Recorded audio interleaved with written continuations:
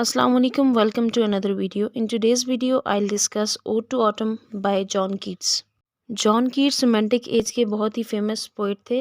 इनकी पैदाइश 31 अक्टूबर 1795 में हुई और इनकी डेथ रोम में 23 फरवरी 1821 में हुई। इनकी डेथ के साथ ही रोमांटिक एज का अख्तिताम हो गया था और ये रोमांटिक एज में सेकंड जनरेशन यंगर पोइट से बिलोंग करते थे। इनकी रैंकिंग बायरन, शेले और वर्ड्सवर्थ के दरमियान है।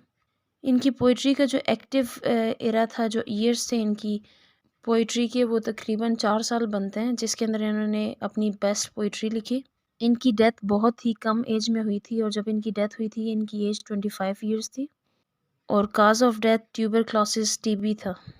उस वक्त में टीबी की बीमारी लाइलाज थी और इनका इलाज नहीं हो पाया था और बहुत ही यंग एज में इनकी डेथ हो गई थी। ओड टू ऑटम इनका लास्ट मेजर वर्क है। ओड टू ऑटम कंपोज की गई थी 19 सितंबर 1819 में और पब्लिश हुई थी 1820 में। ओड टू ऑटम इन्होंने तब लिखी थी जब ये विंचेस्टर गए थे और ऑटम का सीज़न था और ये इवनिंग वॉक के लिए गए हुए थे। तब इनके जहन में आइडिया आया था और इन्होंने ओड टू ऑटम लिखी थी। इस पोइम के अंदर 3 स्टैंजास हैं और हर स्टैंजा के अंदर 11 लाइन्स हैं और हर स्टैंजा की फर्स्ट 4 लाइन्स राइम करती हैं ए बी पैटर्न में।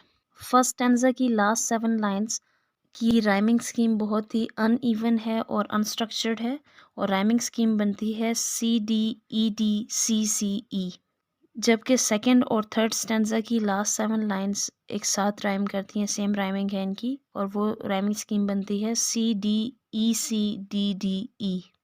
अगर हम रोमांटिक एज के पोइट्स को देखें तो रोमांटिक एज के पोइट्स के अंदर जो कॉमन चीज़ हम देखते हैं वो ये है कि वो ब्यूटी को प्रेज़ करते हैं और इस ऑड के अंदर भी ब्यूटी को प्रेज़ किया गया है, ब्यूटी ऑफ ऑटम को।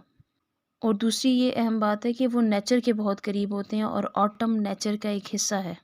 इसके अंदर दोनों मीनिंग्स बताए हुए हैं, एक तो एज अ सीज़न और एक ह्यूमन लाइफ का एक पीरियड होता है ऑटम, जिसके अंदर इंसान बूढ़ा हो जाता है और इंसान की डेथ हो जाती है।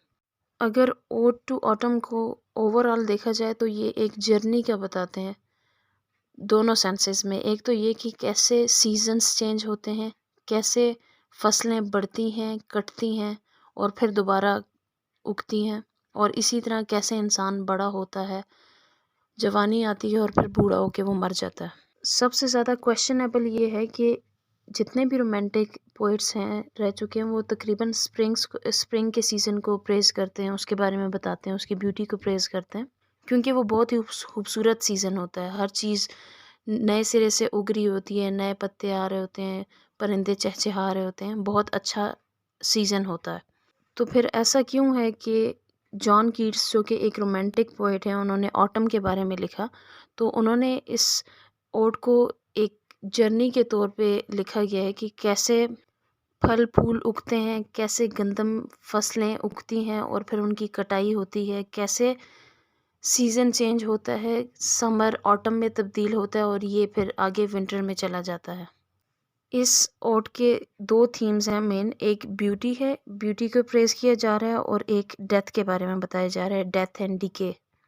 इस ओड का स्टार्ट इस तरह होता है कि जॉन कीट्स एड्रेस कर रहे हैं ऑटम को डायरेक्टली और वो ये बता रहे हैं कि ऑटम और सन ऐसे हैं जैसे वो फ्रेंड्स हैं और इन दोनों के एक साथ होने से या इनकी फ्रेंडशिप से ही मौसम बदलते हैं, फल पैदा होते हैं, फसलें पकती हैं, बहुत से ऐसे प्रोसेसेस होते हैं जो कि ऑटम ही एक मेन रीज़न है जो कि स्प्रिंग को लाने की वजह बनता है।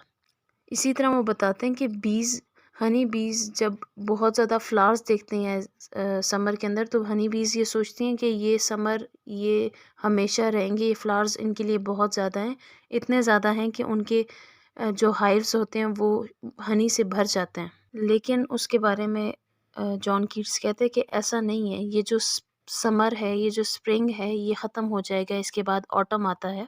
इसी तरह वो क्रॉप्स के बारे में बताते हैं कि कैसे फसलें पकती हैं और फिर उनकी कटाई हो जाती है। ये सब कुछ कैसे ऑटम के ऊपर डिपेंड करता है। जब कटाई होती है तो सारा मंज़र बिल्कुल अलग हो जाता है, पत्ते गिरना शुरू हो जाते हैं, हम दूर-दूर तक चीज़ें देख सकते हैं। आपने देखा होगा स्प्रिंग के अंदर पत्ते होते हैं, हम लोग दूर तक नहीं देख पाते। लेकिन अगर इसके निस्बत हम देखें सर्दियों में पत्ते झड़ जाते हैं, दूर दूर तक हमें चीज़ें क्लियर दिखाई देती हैं। इसी तरह वो बताते हैं कि ऑटम के अंदर सूरज की रोशनी बादलों को इस तरह फाड़ के आ रही होती है कि आसमान पे पिंक कलर नमूदार होता है और वो बहुत ज़्यादा अच्छा लगता है। फिर वो बताते हैं कि अगर हम स्प्रिंग के म्यूज़िक को देखें तो हम हमेशा इसे प्रेज़ करते हैं, स्प्रिंग का म्यूज़िक बहुत ज़्यादा अच्छा होता है। लेकिन मैं देख रहा हूँ कि स्प्रिंग का म्यूज़िक बहुत ज़्यादा दूर है, मुझे दिखाई नहीं दे रहा। वो इस वजह से ऐसा कह रहे हैं क्योंकि अभी ऑटम है और ऑटम से स्प्रिंग आने में बहुत ज़्यादा टाइम है। तो ऑटम के म्यूज़िक के बारे में बताते हैं कि वो मच बेटर है। इसके अंदर हमें बर्ड्स की आवाज़ें सुनाई देती हैं, आसमान पे खूबसूरत रंग दिखाई देते हैं और कोई भी इस किस्म के बैरियर्स नहीं होते कि हम लोग शीप्स की दूर-दूर तक मूवमेंट देख रहे होते हैं, हमें दिखाई दे रही होती हैं। और इस सारी बात को कहने का मकसद ये है कि बेशक ऑटम के अंदर फॉल ऑफ लीव्स होता है, ग्रीनरी और फ्रूट्स, सीड्स वगैरह ये सब कुछ ख़त्म हो जाता है, लेकिन ऑटम ही एक रीज़न है जिसकी वजह से स्प्रिंग आता है। ऑटम के अंदर जितने भी सीड्स हैं वो दोबारा नीचे गिर जाते हैं और वही सबब बनते हैं स्प्रिंग आने का, नए सिरे से फूल पत्ते आने का। अगर ऑटम ना हो तो स्प्रिंग भी ना हो। उम्मीद है आपको इस ओड की समझ आई होगी। अगर आपको किसी भी किस्म के क्वेश्चन है इससे रिलेटेड तो आप पूछ सकते हैं कमेंट सेक्शन में। Thank you so much.